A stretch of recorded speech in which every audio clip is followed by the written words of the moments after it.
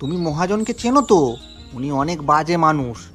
ওনার কাছ থেকে কেউ একবার টাকা ধার যে নিয়েছে আর সময় মতো ফেরত দিতে যদি না পেরেছে, তার জমি কেড়ে নেয়।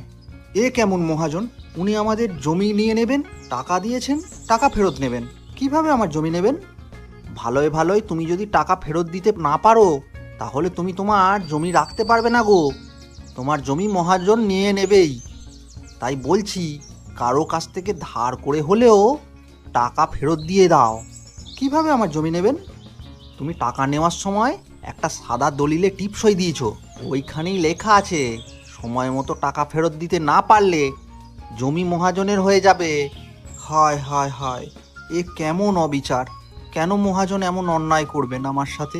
হায় হায়, আমার কাজ তোমাকে সাবধান করা। আমি তোমাকে সাবধান করে গেলুম। এখন বাকিটা তোমার মর্জি, কি করবে।